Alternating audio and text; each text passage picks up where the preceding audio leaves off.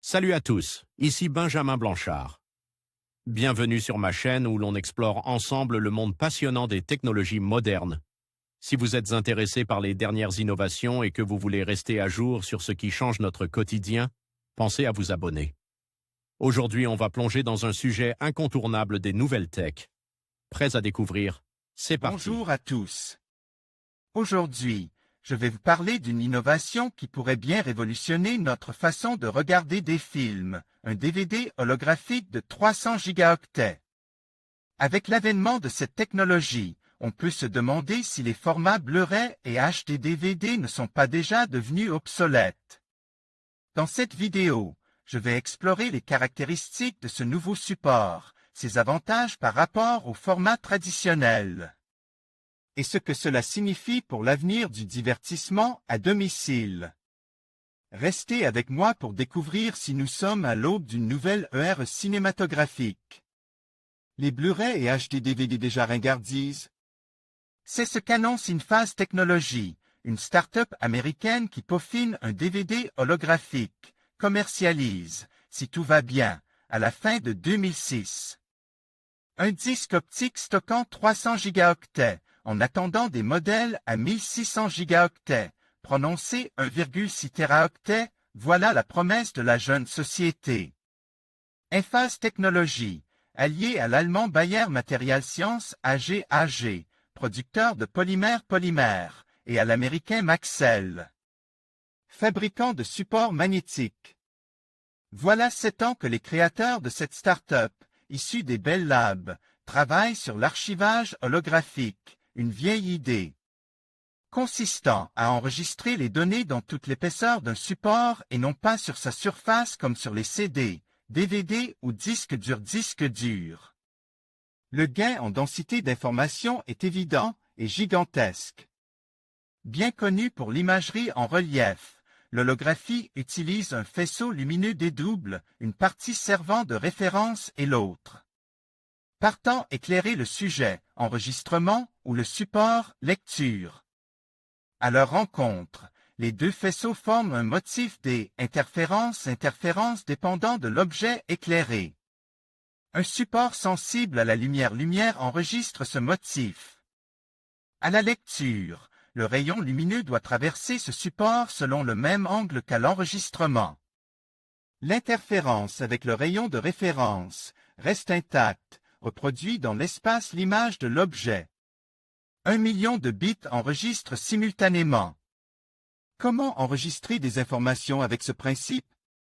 En affichant sur un petit écran translucide un tableau de pixel, transparent pour traduire un 0 et opaque pour un 1, par exemple, et en le faisant traverser par l'une des deux moitiés du faisceau, laser, qui rencontre ensuite l'autre moitié du faisceau là où l'information doit être enregistrée. Une moitié du faisceau laser, référence beam, arrive directement sur le support. L'autre, signal beam, traverse un minuscule écran contenant l'information sous forme de pixels. L'interférence entre les deux, interférence pattern, s'imprime sur le support photosensible, storage medium. Le motif d'interférence est alors enregistré par la surface sensible. Un support semblable à celui d'un DVD fait l'affaire. Dans le prototype de Infase Technologies, ce petit écran affiche environ 1 million de bits, qui seront donc enregistrés simultanément. La vitesse de transfert atteindrait 160 Mbps, mégabits par seconde, soit l'équivalent d'un graveur DVD 16X. Le million de bits suivant peut être grave en changeant l'angle du faisceau, la longueur d'onde, la lumière ou la position du support, par exemple s'il s'agit d'un disque qui tourne. Plusieurs motifs représentant 1 million de bits peuvent ainsi être stockés dans l'épaisseur du support. À la lecture, un faisceau est réfléchi par le motif et interféré avec le faisceau de référence au niveau d'un capteur sensible, type CCD. Le miracle n'annonce plus où se reproduit. La surface sensible reconstitue le tableau de pixels originel et est lu à la manière d'une mémoire. Pour la lecture, procédez de la même manière, mais à l'envers. La surface sensible recueille l'hologramme, reconstituant le tableau de pixels initial. 2 gigaoctets sur un timbre. Après cette année de travaux et plusieurs partenariats, l'engin semble sur la voie d'une commercialisation. Ce DVD holographique de 300 gigaoctets pourrait enregistrer 35 heures de vidéo en haute résolution ou 700 heures de musique. Mais son prix pourrait l'écarter un moment des applications grand public, laissant le champ libre au Blu-ray et HD-DVD. À l'horizon de quelques années, l'enregistrement holographique pourrait être appliqué à d'autres supports, non mobile, phase.